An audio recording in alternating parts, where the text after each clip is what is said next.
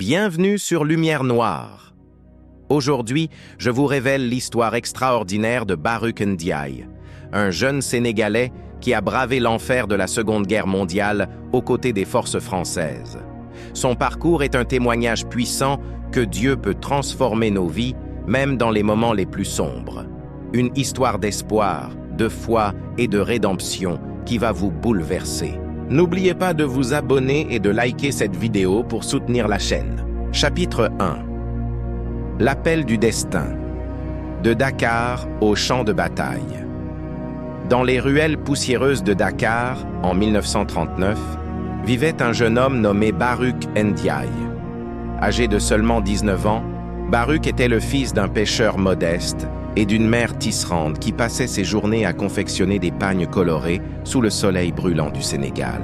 La vie de Baruch était simple, rythmée par les prières à la mosquée du quartier, les parties de football improvisées avec ses amis d'enfance et les longues soirées où sa grand-mère racontait des histoires ancestrales sous le baobab centenaire qui dominait leur concession familiale.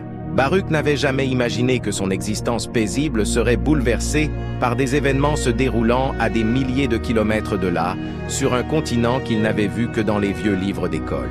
Pourtant, lorsque la France déclara la guerre à l'Allemagne nazie en septembre 1939, les échos de ce conflit lointain résonnèrent jusqu'aux colonies africaines.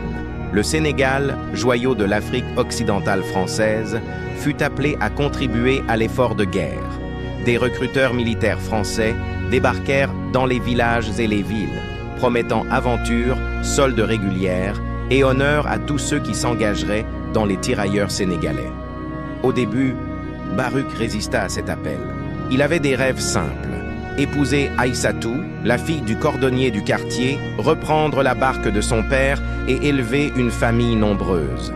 Mais la misère qui frappait sa famille le poussa à reconsidérer. Son père, affaibli par des années de labeur en mer, ne pouvait plus pêcher comme avant. Sa mère perdait la vue progressivement, rendant son travail de tisserande de plus en plus difficile. Ses trois jeunes sœurs avaient faim, et Baruch, en tant qu'aîné, sentait peser sur ses épaules le poids écrasant de la responsabilité familiale. Un matin de décembre 1939, alors que l'harmattan soufflait son vent sec et chaud, Baruch prit sa décision. Il se rendit au bureau de recrutement installé dans l'ancienne école coloniale. Le sergent français qui l'accueillit le toisa d'un regard méprisant avant de lui tendre les papiers d'engagement. « Tu sais ce que tu fais, le nègre ?» lui demanda-t-il avec condescendance. Baruch serra les dents, ravalant sa fierté, et signa les documents d'une main tremblante. Il venait de vendre son âme pour 30 francs par mois et la promesse d'une prime à la fin du conflit. Les adieux furent déchirants. Sa mère pleura toutes les larmes de son corps, s'accrochant à son boubou comme si elle pouvait le retenir par la seule force de son amour maternel. Son père, stoïque selon la tradition, lui remit un gris-gris que sa propre mère lui avait confié des décennies auparavant. « Que les ancêtres veillent sur toi, mon fils » murmura-t-il, la voix brisée par l'émotion. Aïssatou, la jeune fille, qu'il aimait en secret depuis l'enfance, lui offrit un bracelet tressé de fils rouges et noirs. « Reviens-moi, Baruch » supplia-t-elle, ses yeux noisettes remplis de larmes. « Je t'attendrai, même si cela doit prendre toute une vie. » Le voyage vers l'Europe fut une épreuve en soi. Entassés dans les cales sombres et humides d'un navire de transport militaire, des centaines de jeunes Africains quittaient leur terre natale pour un destin incertain. L'odeur de la sueur, du vomi et de la peur imprégnait l'air confiné. Baruch, qui n'avait jamais quitté Dakar, souffrit terriblement du mal de mer pendant les 3 semaines que dura la traversée de l'Atlantique puis de la Méditerranée. Certains hommes moururent en route, leurs corps jetés sans cérémonie dans les eaux froides de l'océan. D'autres devinrent fous, hurlant dans la nuit qu'ils voulaient rentrer chez eux. Quand le navire accosta enfin à Marseille, en janvier 1940, Baruch découvrit un monde qui lui était totalement étranger. Le froid mordant de l'hiver français le saisit dès qu'il posa le pied sur le quai. Jamais il n'avait ressenti un tel froid, lui qui avait grandi sous le soleil tropical. Les immeubles de pierre grise, les rues pavées, les gens emmitouflés dans des manteaux sombres, tout lui semblait étrange et hostile. Les regards que les Français portaient sur lui et ses camarades oscillaient entre la curiosité, l'indifférence et parfois une hostilité à peine voilée. Le camp d'entraînement militaire de Fréjus, où Baruch fut envoyé avec son régiment, était un lieu austère et brutal. Les officiers français traitaient les tirailleurs sénégalais avec une dureté qui frisait le mépris. On leur apprenait à manier le fusil Lebel, à marcher au pas, à obéir aux ordres sans poser de questions. L'entraînement était épuisant, les punitions sévères pour la moindre erreur. Baruch apprit rapidement à courber l'échine, à taire ses pensées, à devenir une machine de guerre docile. Mais ce qui le marqua le plus durant ces mois d'entraînement, ce fut la discrimination quotidienne. Les rations alimentaires des Africains étaient inférieures à celles des soldats français blancs. Ils dormaient dans des baraquements séparés, plus rudimentaires et moins chauffés. Lorsqu'ils avaient des permissions pour aller en ville, certains bars et restaurants leur refusaient l'entrée. « On ne sert pas les nègres ici », leur crachait-on au visage. Baruch découvrait avec amertume que l'uniforme français qu'il portait ne faisait pas de lui un Français aux yeux de ceux qu'il était censé défendre. Malgré ces humiliations, Baruch se lia d'amitié avec d'autres tirailleurs. Il y avait Mamadou, un géant malien au rire tonitruant qui cachait mal sa nostalgie du pays. Il y avait Abdoulaye, un Guinéen érudit qui avait fréquenté l'école des Blancs et qui lisait tout ce qui lui tombait sous la main. Et puis, il y avait Kofi, un jeune Ivoirien superstitieux qui consultait ses coris chaque soir pour connaître son avenir. Ces hommes devinrent sa nouvelle famille, unis par la même épreuve, le même exil, la même peur de l'inconnu qui les attendait.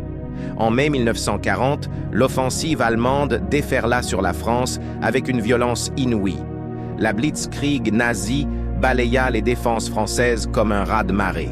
Le régiment de Baruch fut rapidement envoyé au front, dans la région de la Somme, pour tenter de contenir l'avancée allemande. C'est là que Baruch connut son baptême du feu et que son existence bascula définitivement dans l'horreur. La première fois que Baruch vit un homme mourir, ce fut sous ses yeux, dans une tranchée boueuse, alors que les obus pleuvaient autour d'eux. Le caporal Dubois, un jeune Français de 22 ans, qui avait été l'un des rares officiers à traiter les tirailleurs avec un minimum de respect, fut touché par un éclat d'obus. Son ventre s'ouvrit, déversant ses entrailles fumantes dans la boue glacée. Il mourut en quelques minutes, appelant sa mère dans un râle d'agonie qui hanta Baruch pendant des années. Les combats étaient chaotiques et sanglants. Les Stukas allemands plongeaient du ciel en hurlant, lâchant leurs bombes avec une précision terrifiante. Les chars Panzer avançaient inexorablement, écrasant tout sur leur passage. L'artillerie allemande pilonnait sans relâche les positions françaises. Baruch apprit rapidement que la guerre n'avait rien de glorieux, rien d'honorable. C'était un carnage industrialisé où les hommes mouraient par milliers, fauchés comme du blé par des machines de mort impersonnelles. Le régiment de Baruch fut décimé en quelques jours. Mamadou fut tué par une rafale de mitrailleuses alors qu'il tentait de porter secours à un camarade blessé. Abdoulaye disparut lors d'un bombardement, son corps probablement pulvérisé par un obus direct. Seuls Baruch et Kofi survécurent aux premiers jours de combat, mais ils étaient désormais séparés dans le chaos de la retraite française. En juin 1940, alors que la France s'effondrait et que le gouvernement s'apprêtait à demander l'armistice, le régiment de Baruch reçut l'ordre de se replier vers le sud. Mais lors de cette retraite désordonnée, leur colonne fut encerclée par les troupes allemandes près d'un petit village de l'Aisne. Après un bref mais intense combat, les survivants furent faits prisonniers. Baruch, épuisé, affamé et blessé à l'épaule par un éclat de grenade, se rendit avec ses camarades. Ce qu'il découvrit alors le glaça d'effroi. Les soldats allemands ne traitaient pas tous les prisonniers de la même manière. Les soldats français blancs étaient désarmés et regroupés, mais traités conformément aux conventions de Genève. En revanche, les tirailleurs africains étaient séparés du reste des prisonniers et rassemblés dans un champ à l'écart du village. Baruch comprit avec horreur ce qui allait se passer lorsqu'il vit les soldats de la Wehrmacht mettre en place des mitrailleuses face à eux. Le massacre qui suivit resta gravée à jamais dans la mémoire de Baruch comme la scène la plus atroce qu'il eût jamais vécue. Sans procès, sans jugement, simplement parce qu'ils étaient noirs, des dizaines de tirailleurs sénégalais furent exécutés sommairement. Les rafales de mitrailleuses crépitèrent pendant ce qui sembla une éternité. Les corps s'effondraient, les cris d'agonie résonnaient, le sang transformait l'herbe verte en un tapis écarlate. Baruch, placé dans les derniers rangs, vit ses camarades tomber un par un, sachant que son tour approchait inexorablement. Mais alors qu'il s'apprêtait à affronter la mort, un miracle se produisit. Un officier allemand, peut-être saisi d'un soudain accès de conscience ou simplement las de ce carnage, ordonna l'arrêt de l'exécution. Une vingtaine de tirailleurs, dont Baruch, furent épargnés. Ils furent néanmoins battus sauvagement, insultés et humiliés avant d'être envoyés dans un camp de prisonniers en Allemagne. Le voyage vers l'Allemagne fut un nouveau calvaire.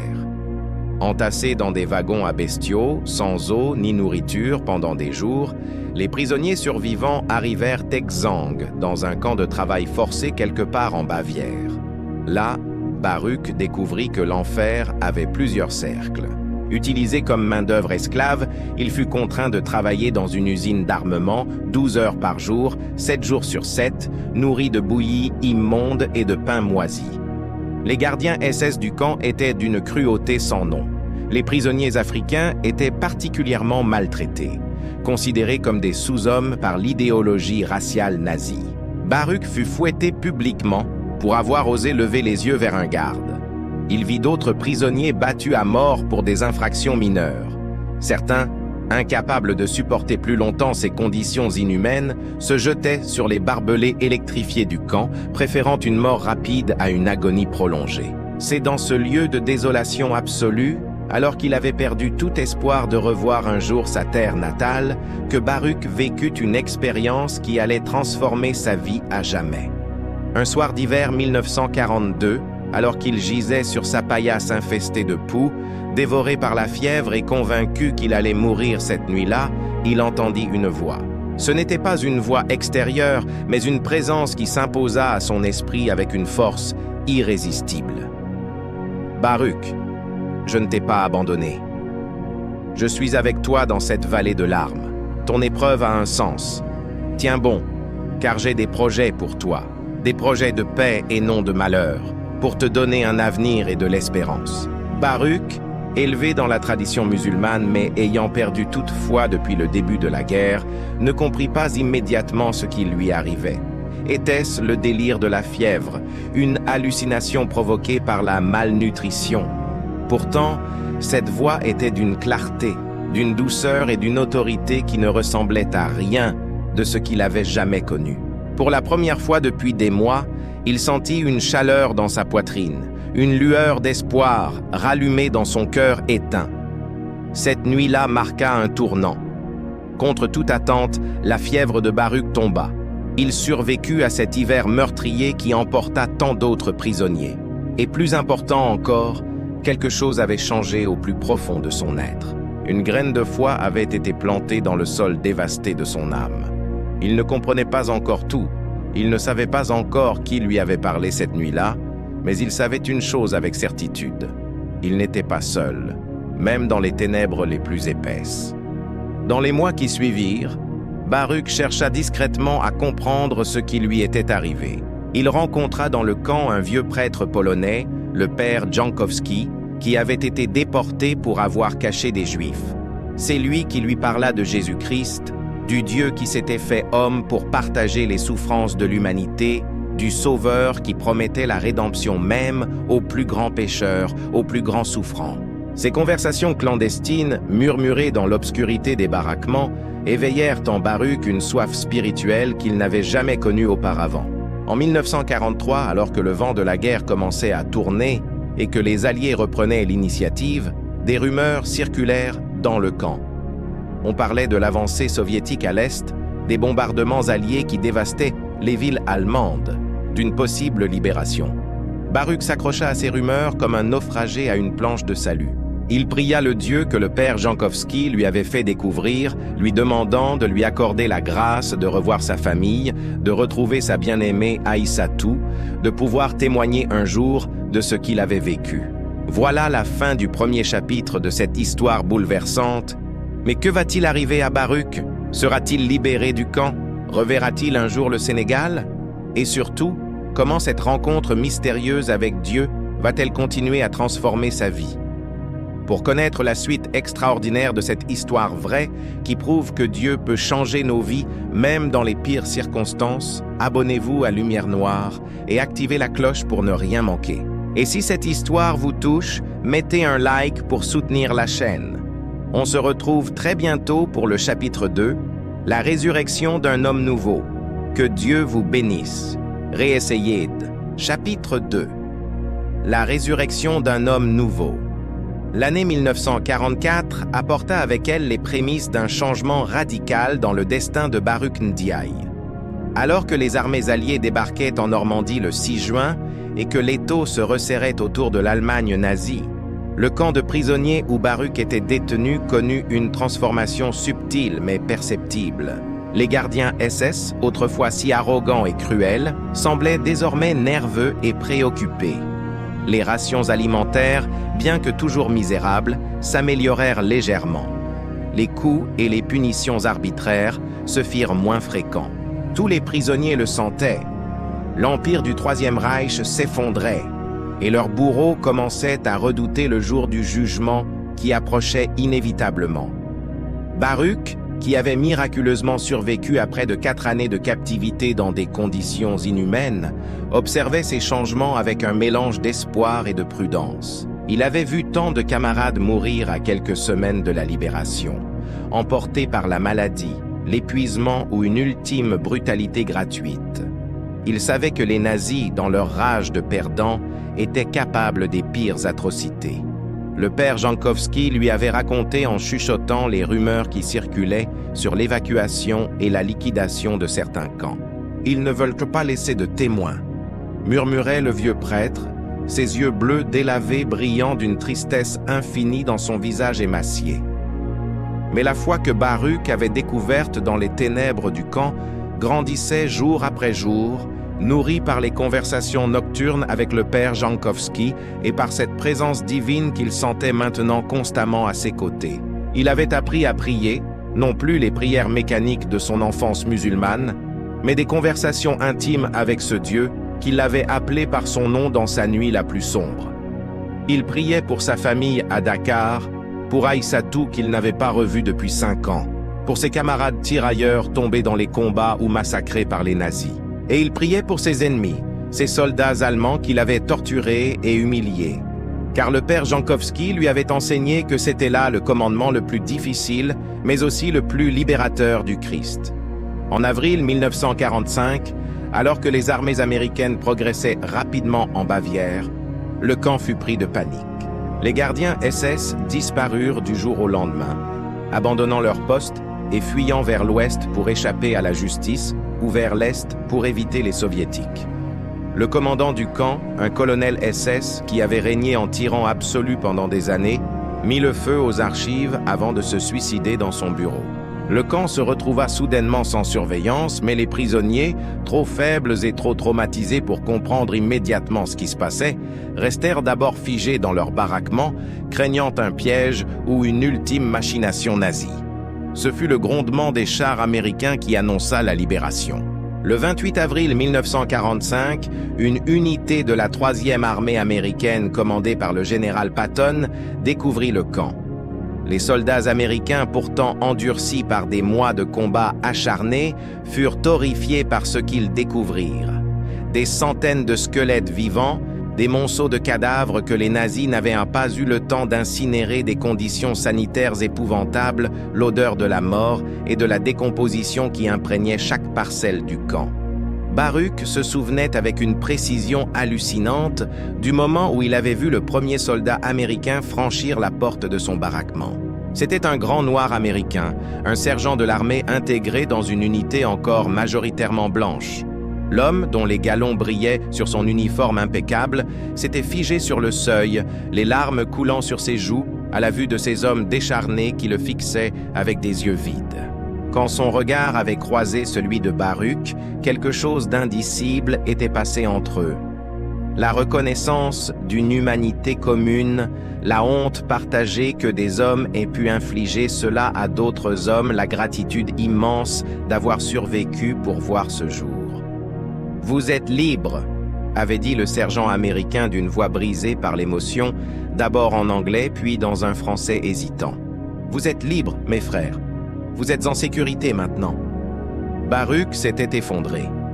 Les larmes qu'il avait retenues pendant 4 années de captivité, refusant de donner à ses bourreaux la satisfaction de le voir pleurer, jaillirent soudain comme un torrent incontrôlable. Il sanglotait comme un enfant, son corps décharné secoué de spasmes incontrôlables. Autour de lui, les autres prisonniers pleuraient aussi. Certains riaient hystériquement, d'autres priaient dans toutes les langues de l'Europe et de l'Afrique. Le père Jankowski, agenouillé dans la boue, récitait le Te Deum d'une voix tremblante d'émotion. C'était un moment de chaos émotionnel absolu, mais aussi de délivrance, de résurrection, de renaissance. Les semaines qui suivirent la libération furent presque aussi difficiles que la captivité elle-même, mais d'une manière différente. Baruch pesait à peine 45 kg pour son mètre 70. Son corps était couvert de plaies, ses dents déchaussées par le scorbut, ses poumons ravagés par la tuberculose qu'il avait contractée dans le camp. Les médecins militaires américains qui le prirent en charge lui donnèrent peu de chances de survie. Mais Baruch, animé par cette flamme intérieure que Dieu avait allumée en lui, lutta avec une ténacité farouche pour revenir à la vie. Il fut transféré dans un hôpital militaire à Munich où les anciens prisonniers recevaient des soins intensifs.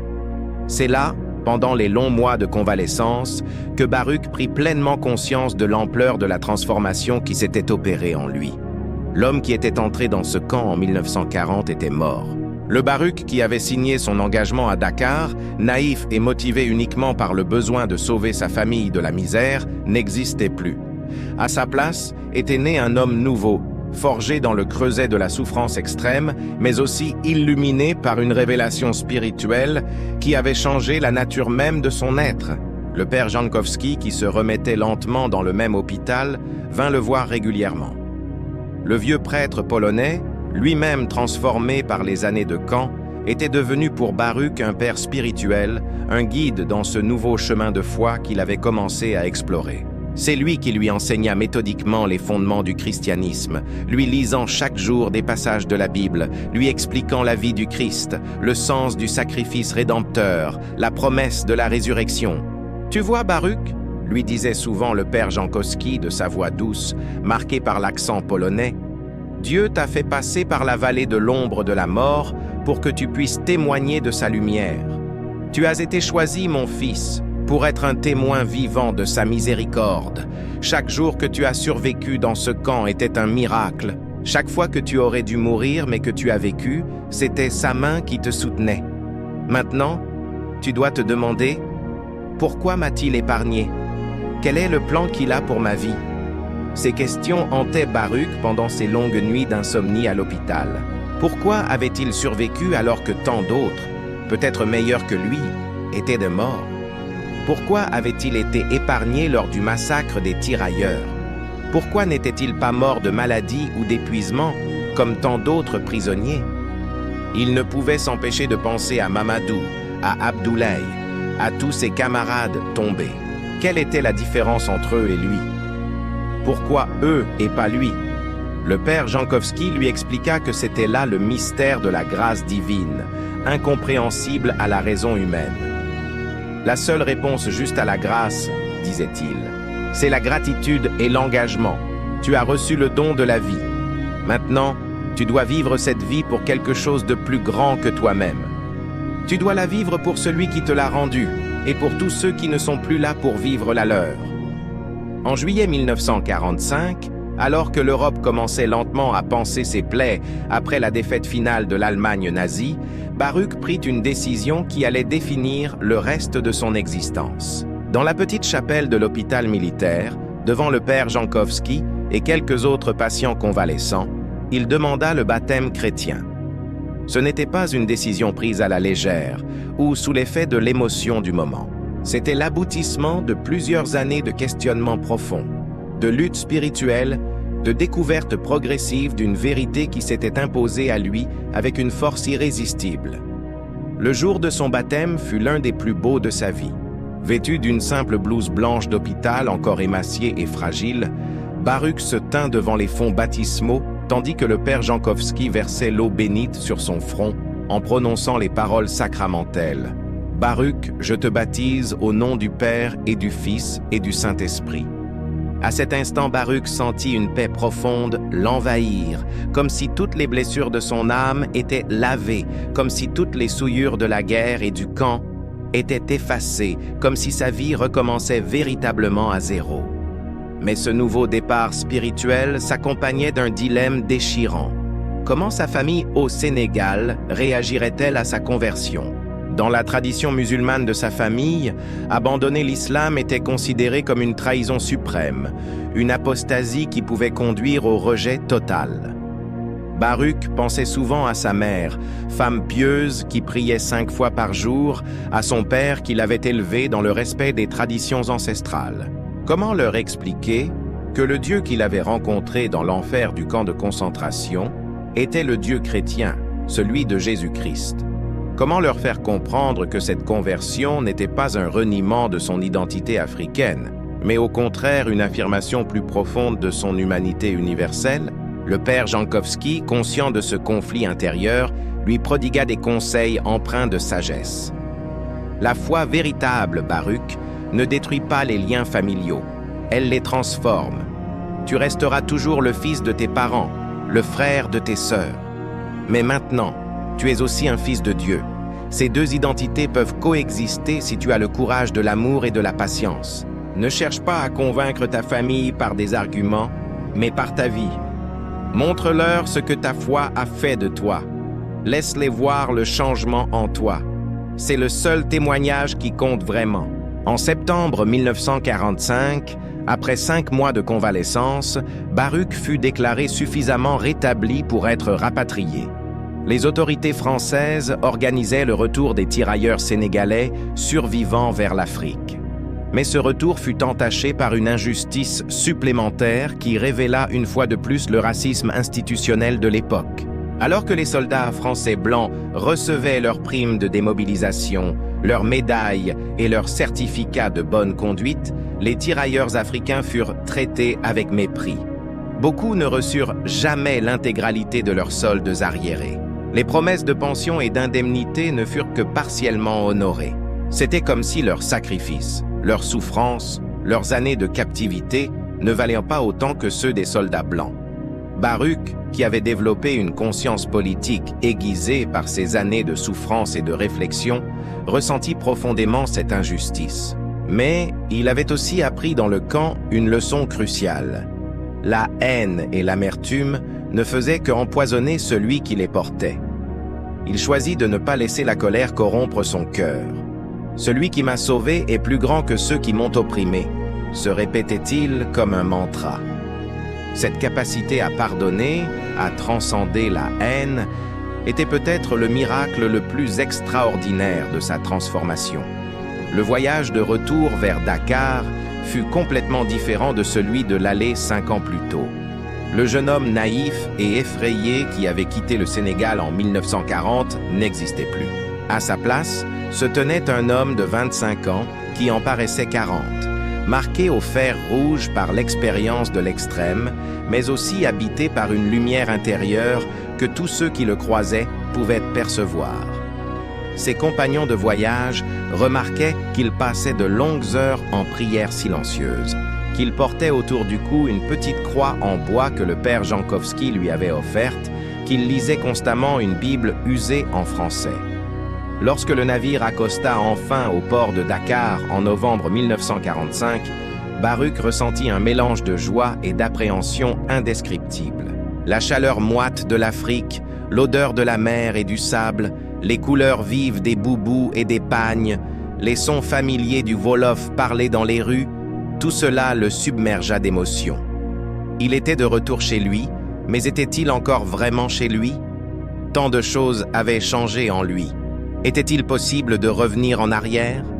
Ses retrouvailles avec sa famille furent bouleversantes. Sa mère, qui ne l'avait pas reconnu immédiatement tant il avait changé physiquement, se jeta dans ses bras en poussant des you-you de joie mêlés de sanglots.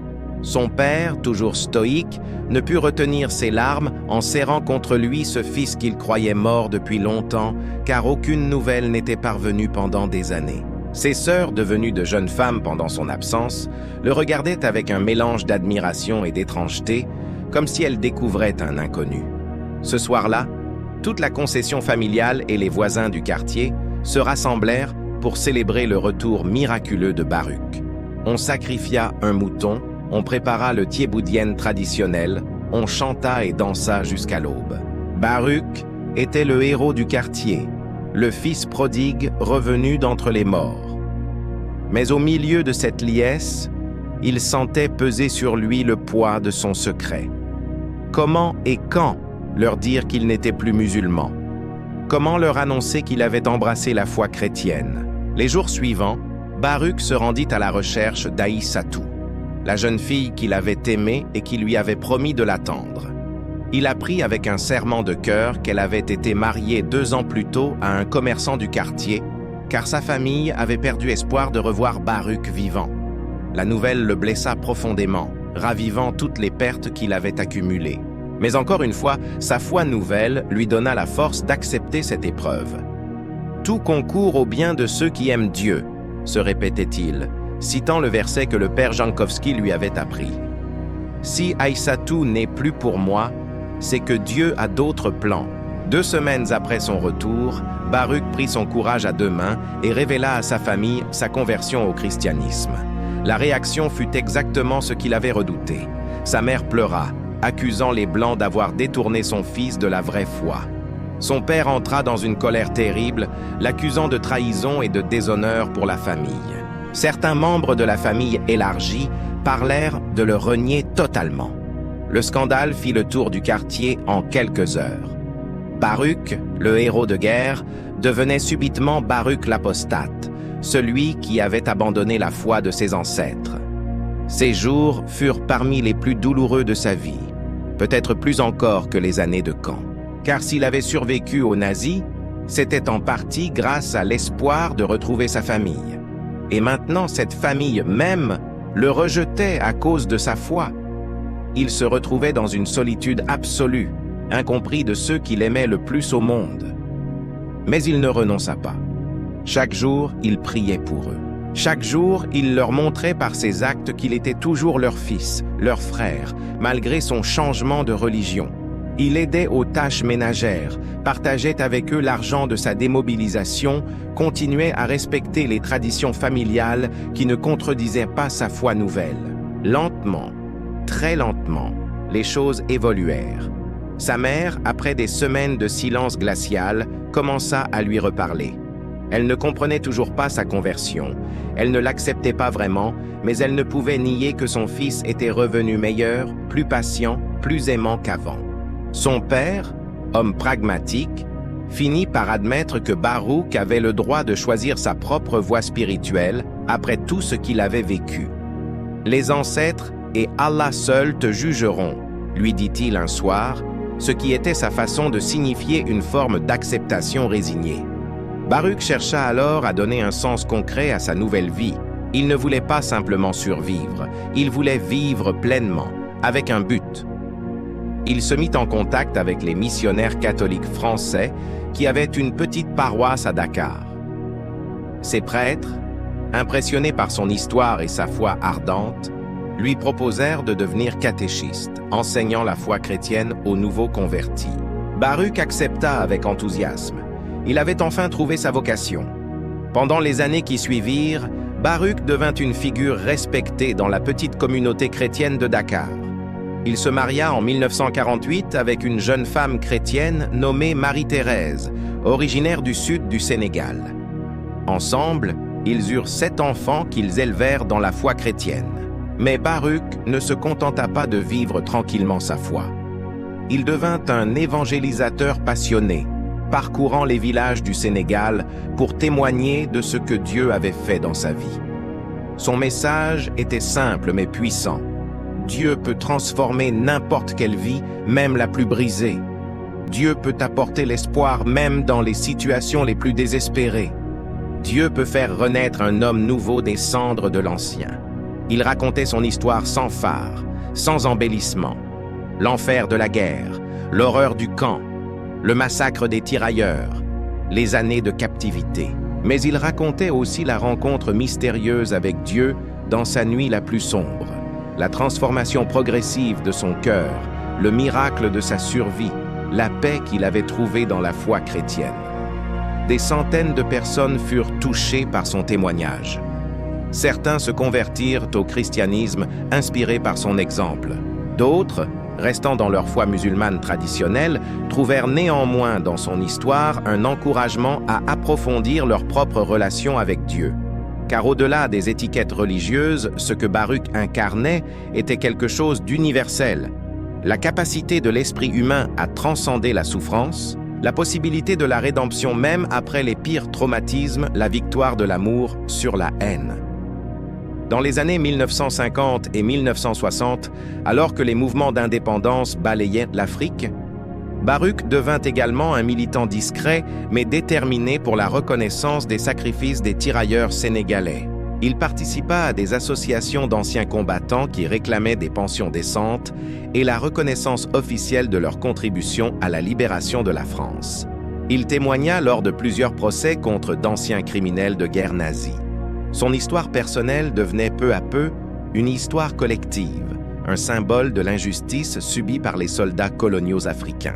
En 1964, lors d'un voyage en France pour une commémoration du 20e anniversaire du débarquement, Baruch retrouva le père Jankowski, devenu évêque en Pologne. Les deux hommes, qui ne s'étaient pas revus depuis 1945, s'embrassèrent en pleurant. « Tu vois, mon fils, » dit le vieux prêtre, maintenant presque octogénaire. « Dieu avait vraiment des plans pour toi.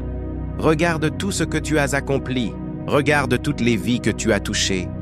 Notre souffrance dans ce camp n'a pas été vaine. Elle a porté du fruit, un fruit qui demeure. » Cette rencontre acheva en quelque sorte la boucle de la transformation de Baruch. Il comprit que son histoire n'était pas seulement la sienne, mais qu'elle appartenait à tous ceux qui, à travers l'histoire, avaient souffert injustement et trouvé dans la foi la force de ne pas devenir amer, de ne pas céder à la haine. Il était un maillon dans une longue chaîne de témoins, de martyrs et de confesseurs qui, chacun à leur manière, avaient montré au monde que la lumière brille toujours dans les ténèbres et que les ténèbres ne peuvent l'éteindre. Baruch Ndiaye vécut jusqu'à l'âge de 87 ans. Il mourut paisiblement en 2007, entouré de ses enfants, petits-enfants et arrière-petits-enfants. Jusqu'à ses derniers jours, il continua à témoigner de sa foi et de son parcours extraordinaire. À son enterrement, des musulmans et des chrétiens se côtoyèrent pour rendre hommage à cet homme qui avait transcendé les divisions religieuses par la force de son témoignage et l'authenticité de sa vie. Sur sa tombe, dans le petit cimetière chrétien de Dakar, on peut lire cette épitaphe qu'il avait lui-même choisie, tirée du psaume 23 qu'il aimait tant. « Quand je marche dans la vallée de l'ombre de la mort, je ne crains aucun mal, car tu es avec moi. » Ces mots résumaient toute sa vie. Un homme qui avait marché dans la vallée la plus sombre que l'humanité puisse connaître, mais qui en était ressorti, porteur d'une lumière inextinguible, la lumière de la foi, en un Dieu qui ne l'avait jamais abandonné. L'histoire de Baruch Ndiaye est bien plus qu'une simple biographie. C'est un témoignage vivant que Dieu peut vraiment changer des vies, même dans les circonstances les plus extrêmes. C'est une preuve que l'espoir n'est jamais perdu, même quand tout semble perdu. C'est une démonstration que la foi authentique ne nous éloigne pas de notre humanité, mais nous y ramène plus profondément. Baruch est passé de l'innocence à l'horreur, de l'horreur au désespoir, du désespoir à la rencontre divine, de la rencontre divine à la transformation personnelle, et de la transformation personnelle au service des autres. Chaque étape de son parcours est une leçon pour nous tous. Dans notre monde moderne, où tant de gens se sentent perdus, brisés par les épreuves de la vie, où le cynisme et le désespoir semblent gagner du terrain, l'histoire de Baruch nous rappelle une vérité fondamentale. Il n'y a pas de vie trop abîmée que Dieu ne puisse restaurer, pas de cœur trop blessé qu'il ne puisse guérir, pas de situation trop désespérée d'où il ne puisse nous tirer. Baruch aurait dû mourir 1000 fois, dans les combats de 1940, lors du massacre des tirailleurs, pendant les années de camp, de maladie, de malnutrition. Mais il a survécu, non pas par chance, mais parce que Dieu avait un plan pour sa vie. Ce plan n'était pas de lui épargner la souffrance. Au contraire, Dieu a permis qu'il traverse des épreuves terribles, mais il ne l'a jamais abandonné dans ces épreuves. Et il a utilisé précisément ces épreuves pour forger en Baruch un caractère d'une force exceptionnelle, une foi d'une profondeur remarquable, une capacité à toucher les cœurs d'une efficacité rare. C'est là le mystère de la providence divine. Dieu peut transformer en bénédiction ce qui était destiné à être une malédiction. Il peut faire jaillir la vie de la mort, la lumière des ténèbres, l'espoir du désespoir. Aujourd'hui, où que vous soyez, quelles que soient les épreuves que vous traversez, l'histoire de Baruch vous crie cette vérité. N'abandonnez pas. Dieu n'a pas fini avec vous. Votre histoire n'est pas terminée. Les chapitres les plus sombres de votre vie ne sont peut-être que le prélude au plus beau. Comme Baruch, vous pouvez connaître une résurrection, une nouvelle naissance, une transformation radicale. Tout ce qu'il faut, c'est ouvrir votre cœur à cette présence divine qui attend patiemment que vous lui fassiez confiance. Merci d'avoir suivi jusqu'au bout cette histoire incroyable de Baruch Ndiaye, un témoignage bouleversant que Dieu peut vraiment transformer nos vies, même dans les pires circonstances. Si cette histoire vous a touché, inspiré ou donné de l'espoir, abonnez-vous à Lumière Noire pour découvrir d'autres témoignages extraordinaires de foi et de transformation. Activez la cloche de notification pour ne rien manquer. Et surtout, mettez un like si vous croyez comme Baruch que Dieu peut encore changer des vies aujourd'hui. Partagez cette vidéo autour de vous, car quelqu'un dans votre entourage a peut-être besoin d'entendre cette histoire d'espoir. Que Dieu vous bénisse richement et à très bientôt sur Lumière Noire.